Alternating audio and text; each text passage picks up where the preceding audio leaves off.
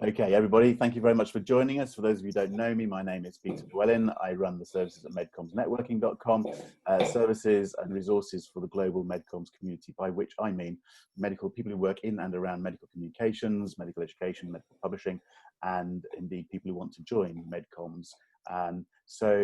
We're running these Zoom meetings at the moment, so we have an opportunity to reach many more people on a variety of topics, and today we're going to be reporting the results of a recent survey at salaries and packages within healthcare communications. It's our third annual survey. So without further ado, I'm going to hand over to Dan, who is going to introduce and run through a presentation, which we'll follow with a Q&A. So over to you, Dan. Thank you.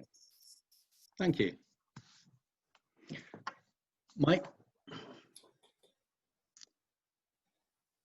Okay, so welcome to the 2020 Healthcare Communications Salary and Insight Survey. My name is Daniel Clifton, CEO of Paramount Recruitment Limited in the UK and Paramount Recruitment Incorporated in Boston, United States. We are a life sciences recruitment consultancy, and we've got over 17 years experience of working within healthcare communications. We provide global services to the UK, US, Asia, and throughout Europe. Okay, so this is our third year that we're presenting the survey. We had very successful surveys in 2018 and 2019.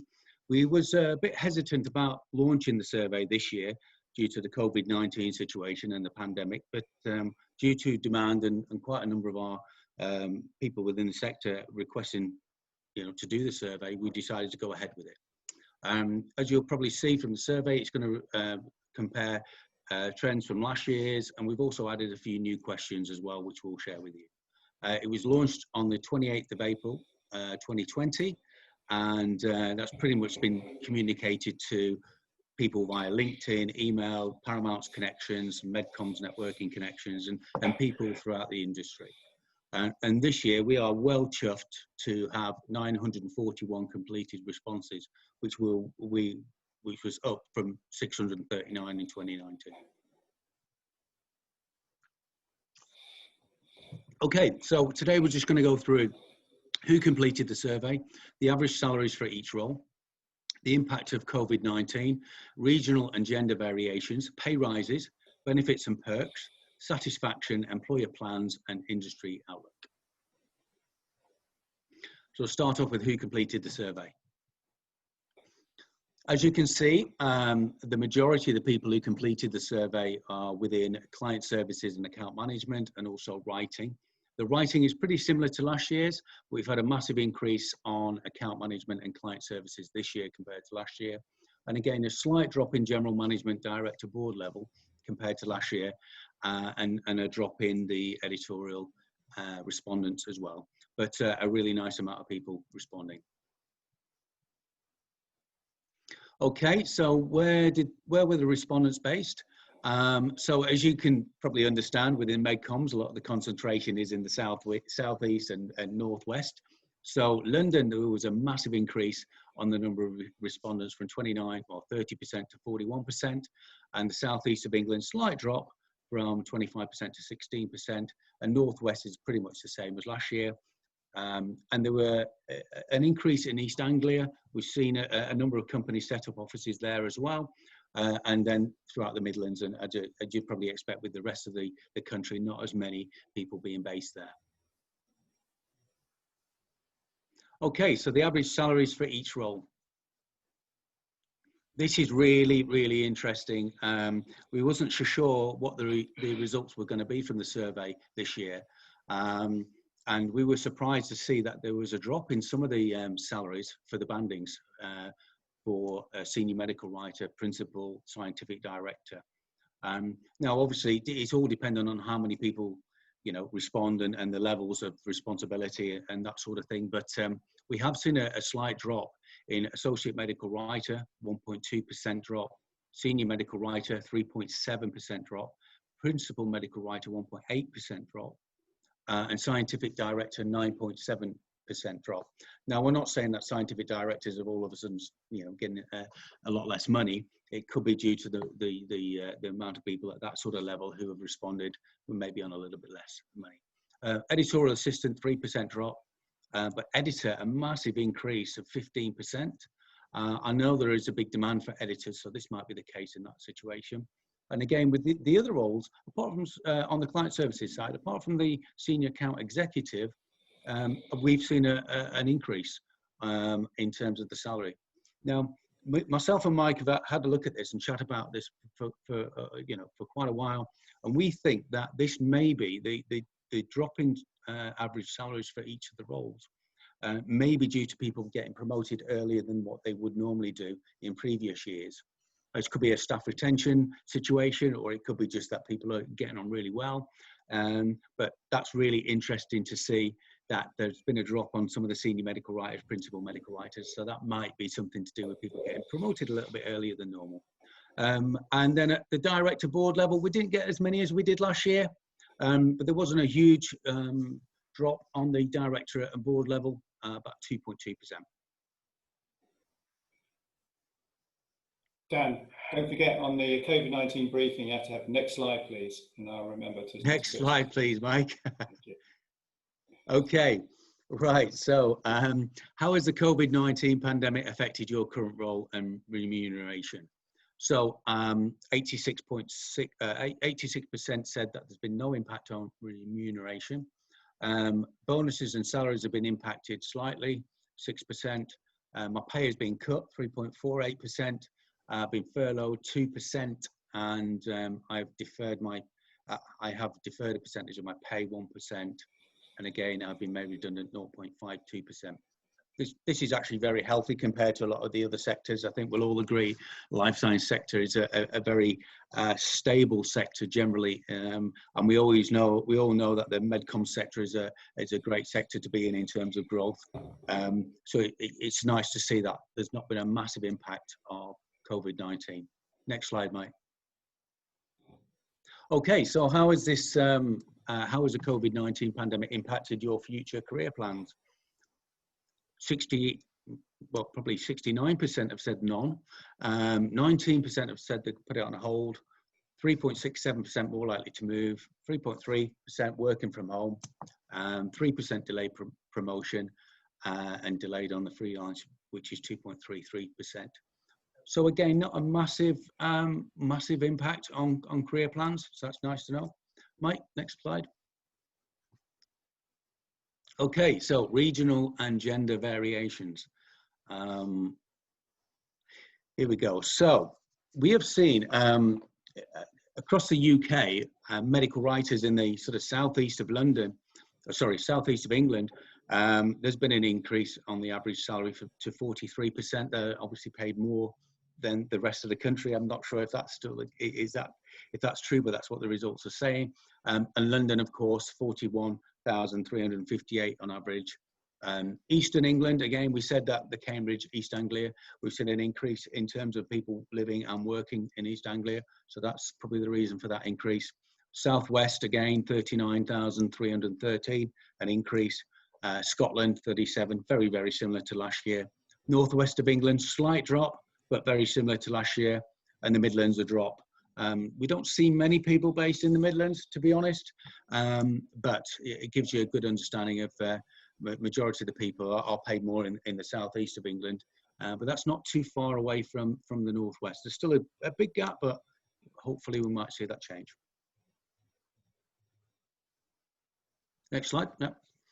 Okay, so the average salaries between male and female. This always catches the eye. So in 2018, the difference between male and female was 18.75%. In 2019, we saw a big increase to 25.9%. I know from my experience of working with companies and speaking to people within the sector, this was a big issue that people were trying to address at board level. I know there were a lot of surveys and internal surveys to find out, how the people feel about this, and hopefully that's now impacted the way people. The differences in salaries in 2020. It's now only 9.1%. So the difference between the salaries is what, 4,000, just under 4,000 on average. So we are definitely seeing a big improvement there, which is great to see, and hopefully next year we'll see that 9.1% drop even further. Next slide, Mike. Okay, so again, mean average salary by responsibility. So director, very, very similar to male and female, just slightly more on the male side. Head of department, again, that's more on the male than female. Team leader, still quite a big difference there, maybe just under 3,000.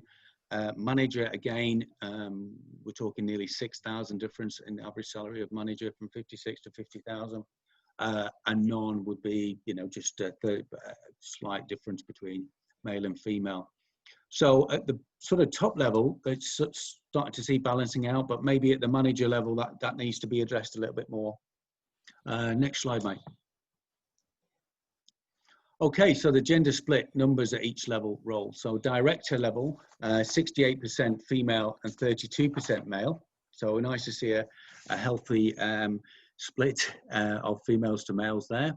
As you know, within the MedComms sector, there's predominantly female than male. Head of department, 58% to 42%. Team leader, 82% to 18%. Manager, 82% to 18%. And no managerial sort of responsibilities, 75 to 25%. So that's quite healthy to look at. Okay, next slide. Okay, so pay rises. So what do people expect to see this year, and what did they get? Okay, so 2020. So do you expect to receive a pay rise in the next 12 months was the question. So the expected increase in 2020 is 6.67%. And 61% of the respondents said they would expect a pay rise. Some people said no, 15% said no, and 23% said they wasn't quite sure. Okay, so as you can see on the slide there, so actually what people did get was 8.8. So people in 2019 said they were expecting sort of 6.9%, but actually they got 8.7%. So people are getting paid a more than what they were originally hoping for, which is great in the sector. And again, the expected increase for 2020 is 6.7%. So it will be interesting to see if that's still high than what they expected. Okay, next slide, Mike. So the benefits and perks. Okay, so this is, I like this the side of it. MedComms, from my experience of working with my company, I do believe that a lot of people in the MedComms sector are treated really, really well. They get a lot of benefits and perks, and I think that's something that they definitely value. As you would expect, what sort of benefits do people receive from the current employer? 83% are working from home. That's a definitely increase on 2019. Bonus performance is pretty much the same. Private healthcare, that's gone up a little bit more. Pension contributions, slightly less. Death in service, again, similar. So what we're seeing, flexibility is definitely up compared to last year. And bonus is slightly less. But all the other benefits are all very, very good. You know, there's things like perk box, gym membership, dogs in the office. I think that was one of the questions that we asked this time, Mike. We're seeing a lot more dogs in the office. I think we posted a few slides and things on LinkedIn when our guys were working from home. They getting pets involved is a good thing for people. And then obviously the other things like travel insurance, subsidized meals and food, travel insurance, those sort of things. Okay, so what is your favorite or most unusual benefit or perk? So 98 people said working from home, massive benefit. I know we've been forced to start working from home a lot more, obviously with the COVID-19 situation. And it's interesting to see how companies have adapted to that situation. But obviously it's a good thing that people love working from home. I think it gives you a bit more flexibility. Flexible working, again, everyone likes flexibility, gives you a little bit more work-life balance, I believe, personally. Bonuses, and again, with healthcare, treats in the office, wellness resources, free breakfast, lunch. I know, I mentioned it last time, massages on a Monday and all sorts of other sort of treats. An early finish on a Friday, that's quite popular for people to go and start the weekend, you know, early. I think that's a nice benefit to have as well. Personal development, extra holidays, those sort of things.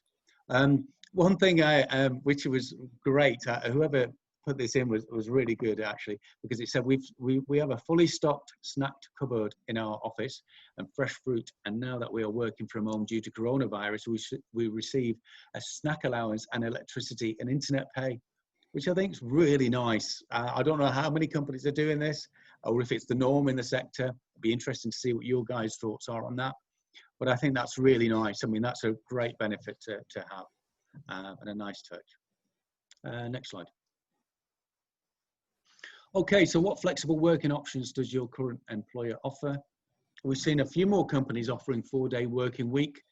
It'd be interesting to see how this goes in the future and how successful it is, but it seems very popular. And I know a few companies are taking this on board to support their staff. No flexible working, 3.17%. Okay, occasional flexible working when required, 38.45%. So it's quite a high number. And flexible hours, working hours in the office.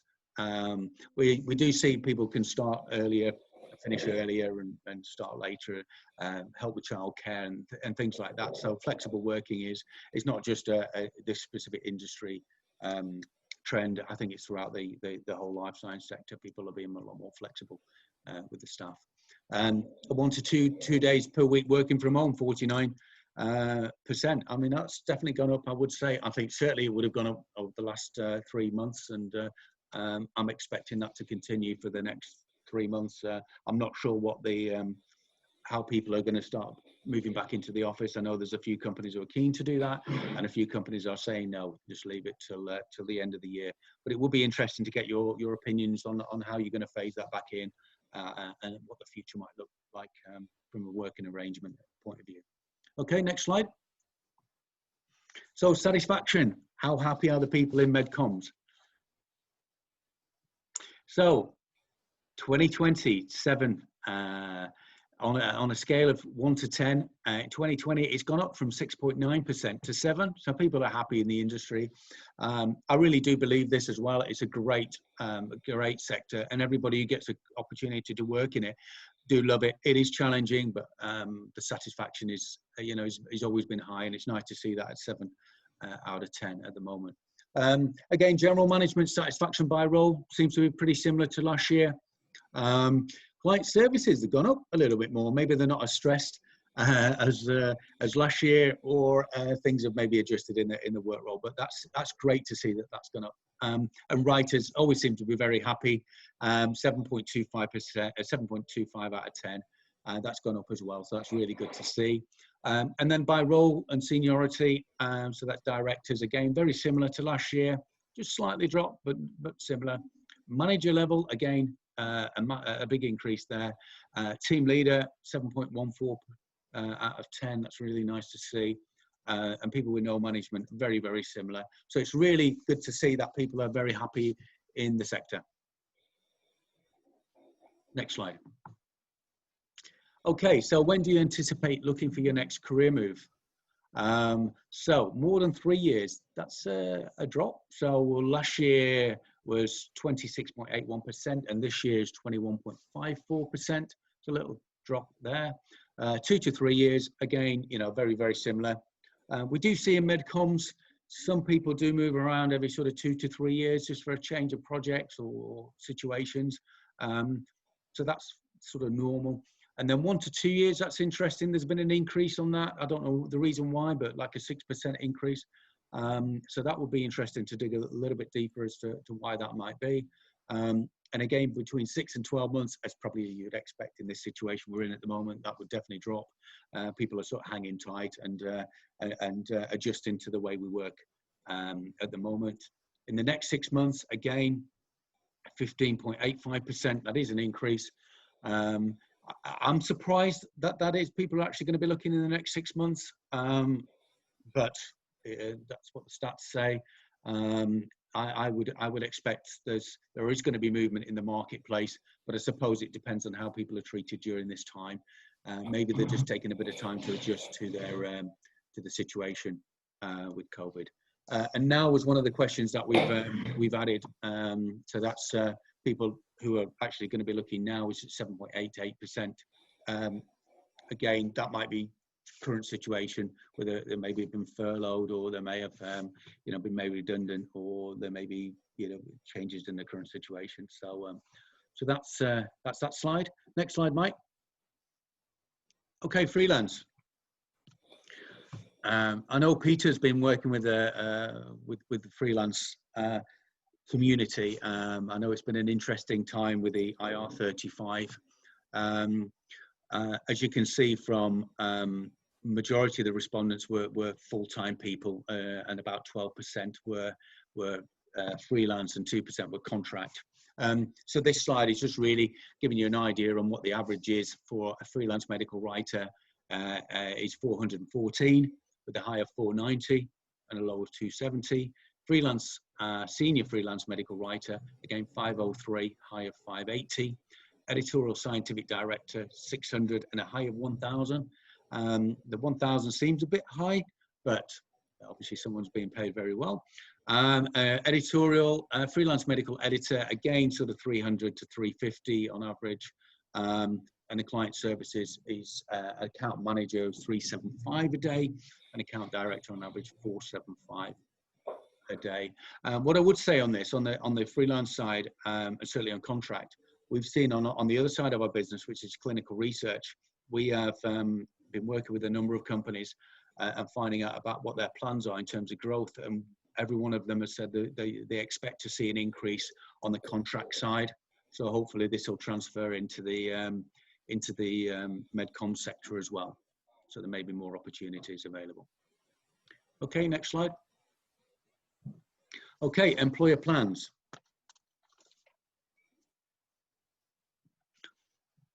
So in the next 12 months, will your company hire fewer new employees than over the last 12 months? So 8.33%. Sorry, Dan, that was last year's. This is this year's. Yeah, sorry, this year's, yeah. So 24%, 24.5% have said they'll hire fewer new employees than over the last 12 months compared to last year. And this year hire more new employees than over the last 12 months. Again, that's dropped compared to last year. So that's understandable in the current climate, but it's still nice to see that there is growth. Hire the same amount, again, 18.2% compared to 23.21% last year. And don't know, I mean, obviously it's an uncertain time, 27.6% this year compared to last year.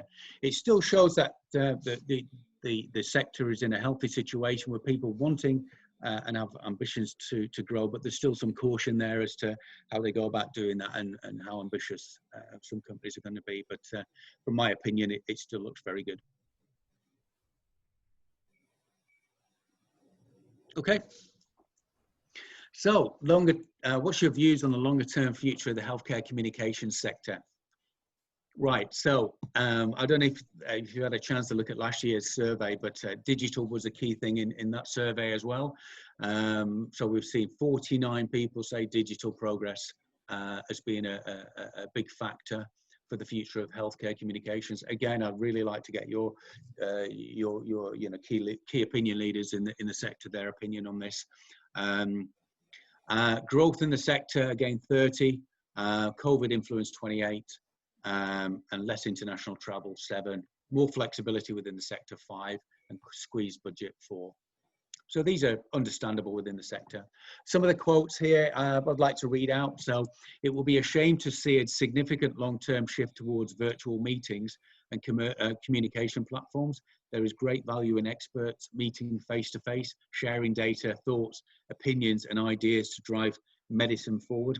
My preference will be to use virtual and digital solutions to broaden the reach and extend the lifespan of any given communication vehicle rather than replace them. But on the other side, there's going to be a need to be a dramatic shift towards digital. We need to stop toying with the idea of virtual and actually implement it. The world is going back to the way it was before the pandemic, and we definitely shouldn't. The industry is always at risk of falling into a pattern that can cause stagnation. Agencies have a duty to their clients to push them to do better. If they don't, their clients will someday realize they should change something, and the easiest way to do that is with an agency. So really good comments there. Okay, so that's the presentation for today. Really be good to see if you've got any questions. We'll do our best to answer anything that you would like to know. Brilliant. Thanks, Dan, and thanks, Mike. Can you just lose the slides? Yeah. Excellent. Okay, so thanks everybody. That was useful and clear. To those of you listening to us online, can I just remind you, you've got a Q&A button and a chat button at the bottom of your windows. If you call either of those up, there's a text box. You can text in your questions and comments and observations. And the idea is we have 10 minutes or so of Q&A, 15 minutes, led by you guys. So please do send in some comments. If I can start in my usual sort of way, and indeed I probably said this last year, so I might be repeating myself a little bit, but I think it's still valid. There's not a lot of this sort of data out there in the public arena, and that's basically why I am very keen to see this continue. Companies do their own internal surveys, but there's not a lot of public information about any of this. And there are always going to be questions over online surveys and so on. But I think some data out there is good for everybody. We've got good numbers this year, and hopefully there's people will be able to take this data and contextualize it within their own agency and so on. But I, for one, would like to applaud Dan and Mike and the team for doing this, and hopefully we'll continue beyond 3 years. Just out of interest, let's just face up to the fact that that this was done during the early lockdown period, or early-ish lockdown period. Do you get? I mean, some of the points that were made in terms of confidence in the business and so on, it all sounds very good. But just out of interest, and Dan specifically, I guess to you, in your position at Paramount, do you get any sense of how things might have changed if we'd waited a month to run the survey? Have you got any comments, any thoughts as to whether there is more confusion, less confusion now, more optimism or pessimism? I mean, I'm asking to speculate a little bit here, but have you got any thoughts? Because at the moment things have changed rapidly, and the survey was done middle of April to middle of May. Things are moving on. Just have you any sort of thoughts on that? Reflection? Yeah, I mean, I'll state it from a sort of recruitment point of view. I mean, first of all, thank you for everybody for completing the survey. I mean, the numbers are fantastic, and for people to find the time during this pandemic, it's been really good. What we're finding is everybody's very, very busy in the sector, whether they're working from home, obviously. The sector is very busy. We did see a drop in activity. So the number of vacancies that we've been registered through our clients dropped sort of, I would say, the end of April to mid-June, where we're starting to see an increase on that. And that is probably due to companies adjusting to the COVID situation, people working from home. But we are starting to see an increase in that, which is great. I was a bit worried at one point where I thought, okay, there's not really going to be much going on this year. As you can see from the survey, there's still a lot of confidence in the sector. And companies are going to start recruiting. So if you'd have asked me mid-May, I'd have probably gone, oh no, what's going on? But now I am starting to see some good signs, and people are starting to make some movements. And again, from a candidate's perspective, the candidates have said there's not as many opportunities around. I'm going to hang fire before making that jump. And also, they're being treated really, really well. So it's nice to see that the sector's adjusted well to this, and I'm hoping that the next 3 months are going to be good. Excellent. Okay, and just to cover off the freelance side of it again, I mean, the freelance work sort of fell off a cliff in April, and then seems to have come back a bit more to noise. There's a mixed picture out there. But would you agree with that? So again, I'm just trying to put some context on this, because a snapshot is always going to be a snapshot, and just at the moment it's it's been a strange sort of time. But would you agree on the freelance side? I'd definitely say, yeah. As I mentioned in the presentation, we also work on the clinical research side. So we are, and this is global, so we are going to be seeing a big increase on contract. We've seen quite a nice steady amount of contract roles on the clinical side, not so much on the healthcare comm side, although they are starting to come through now. So again, I think everyone's adjusting. What my opinion would be, there will be an increase in demand of contractors and freelance people. When that kicks off, I'm not sure, but I would expect the demand to be high because of projects maybe being held back. People aren't recruiting. They need to get people on board quickly to maybe catch up on a few projects. So I would expect that. I'm not 100% sure, but that's the trend that we're expecting to see. Okay. Can I just ask a question? I don't think I missed it, but so you might have missed it, or I might have missed it right at the beginning. I can't remember exactly the numbers, but it was 960 odd people, I think, overall. And then we focused very much on the UK part of that. Yep. A couple of people have asked questions about the US and so on. Can you just, I mean, one point to make is that you said this is summary data. There's a fuller report that's available if anybody wants to contact you, or if you filled in the questionnaire, you'll get that anyway. But just can you just cover that off? Just remind us of that near 1,000 people. Most of them were in the UK, but just give us a sense. In the US, you had 200 or 300 responses, didn't you? Am I right, or am I? Yeah. So when we launched the survey, we did give the respondents the option to go US or global, basically the rest of the world. And the reason why we did that is because there is a big market in the US. So we extended the length of time for the US survey to run. So that's gone a little bit longer than the global one, the UK one. And we're getting quite some good numbers on that now. So we will be producing a separate report, which is going to be US friendly, going to be really focused on the US. We did one last year. There wasn't enough data. It was very small. Well, this year we're expecting to have some more credible data. Again, it's nowhere near on the sort of levels at the UK, and trust me, we've tried to push this out to as many people in the US, but the number of respondents hasn't been as high as the UK, but we will produce a report and share that with you guys. But there is useful data, and just covering off several of those questions, you're very happy to share more data if they contact you, basically. So that would be good. Just again, a general point, and again, calls for some speculation here. A lot of people are seeing working from home as a benefit. That was coming through strongly.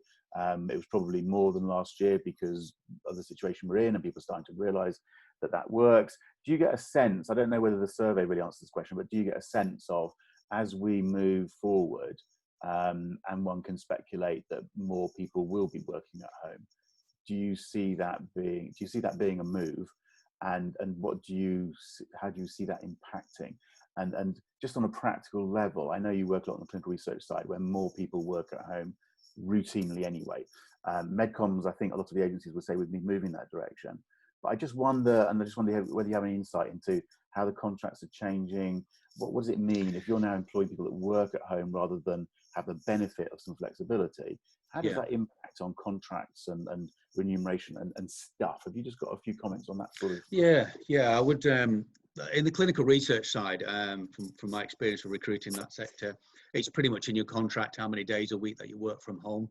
They're sort of ahead of the curve in terms of working from home, and actually people are working effective from home. So I think with the MedComms, people have been able to work from home maybe 1 or 2 days a week. I don't know whether they were set days, whether that's actually put in people's contract that you do that. But I would say that moving forward is that if that's a big issue for someone, they will probably want in the contract to say 1 or 2 days a week from working from home. And if that is the case, if it's a contractual agreement rather than just a ad hoc thing, then you will need to make sure that person has got all the resources and facilities to work from home effectively, and also being able to get involved in other things within the organisation. I think one thing about MedComms is the interaction of people is so good. How that's going to impact, what are you going to do to, you're not going to do a massage Mondays, or you're not going to leave early on a Friday. What else are you going to do that's going to keep that interaction going with the staff? So I think that's going to be interesting, but I agree with you. I think moving forward, not just this sector, but all sectors now, you've got to put health first, and you can't force people to come back to the office. You've got to make it safe, and we're not sure when that's going to be and how that's going to look. But also, it does beg the question: who's going to, if people are used to coming in and getting free snacks all day and coffee and stuff like that, it begs the question: who's funding the snack cupboards if they're working at home, sort of thing. I mean, it's just the sort of practical questions, which I think are just interesting to think about as things shift. There are several questions in several questions have come in about the same thing here. So let's just address this up front. Again, they're talking about salary difference between ethnicity. They're phrasing it in various different sorts of ways, but there's a bunch of questions that are coming in on this. So let's just be. I mean, I'll say, to be clear, this survey does not answer those questions. Yeah. So I don't know. Do you want to comment on whether that's something you'd embrace next year? You'd talk about next year. Are you happy from the questionnaire point of view to build in questions like that next year? I'll push over to this year. There's Mike. nothing, is there? So. Yeah, I'll push over to Mike about that, Mike. I don't know what other companies are doing. I know you know about surveys and things. Is that something that's going to be a big issue or a big talking point moving forward with these surveys, do you think? I think so, and with hindsight, I wish we had asked about the ethnicity question. We didn't ask it in this question. I mean, there was a lot of questions in this survey, and there's only certain things you can ask. But yes, with hindsight, it would have been wonderful to be able to show and answer that question as to actually, is there any difference in the pay rates for different ethnicities in UK, and obviously when we look at the US data too. But no, we didn't ask the question. My view, I have asked it on other surveys and other sectors, and it is quite interesting to see, and it will help companies. So I think we should actually have that in future surveys, very much so. It would be, it would be good to give that market data back to the industry, so it gives them an element of what is actually happening. Okay, so we can't answer it this year, but we'll look to build that in next year. So Definitely, I think that covers off year, a bunch of questions that have come in on that sort of an issue. Something else, just to touch on this, somebody asked, I saw it come in, about the gender imbalance or supposed gender pay boo. Matt's asking about, what can the recruitment agencies do to support MedCom agencies' clients in addressing that gender pay gap? I thought it was an interesting way of questioning it. So do you want to just sort of like give a view on that? But I think also we just need to contextualize it, because the numbers can be a little bit misleading, and I think you need to be a bit careful. But anyway, Dan, any answer? Yeah. I mean, it's great to see the difference has dropped. That's the first thing on this. I don't know. I suppose it's the data, but a lot of companies are doing internal reviews of this. So I think if you're an employer or an employer, and you know it's a concern or is a concern, do a survey and see really what the impact is, or the differences in your own company. I don't know, Mike, in terms of the data, can we drill down that far with some of the differences in salaries? Or? Potentially, again, because we have more data this year, we might be able to try and break down where there are big differences and just double check on, different roles. Actually, are they comparable, and do people have similar years of experience in those roles, and just to double check why there might be a difference. I think from a general perspective though, the question about recruitment companies, in my experience, it's very, very rare that you get any gender discrimination in terms of salaries at the recruitment point. It's one of those things that very, very rarely happens, isn't it? Actually, this is the salary for the role, go find me candidates. And then in terms of the salary change, it doesn't change whether the candidate is male or female. When you look at some of the research and the data, it's more about when people get promoted or get salary increases, there is a thing, actually men will push for it more. That's the psychological background, isn't it? That maybe is something that companies can do themselves, is to double check that actually all their pay bands are all consistent across the two different genders. But again, all we can do is look at the general picture. And within an agency, for example, if you've got one very highly paid or several very highly paid males at the top of the tree or something, that can skew the numbers, as simple as that. So, or equally, if you had several very highly paid females running the company, and there's lots of companies run by women. So it's the numbers are very. I just find it a little bit dangerous, and I think the headlines are tricky. What I'm hoping we're doing is raising the questions and the thought process.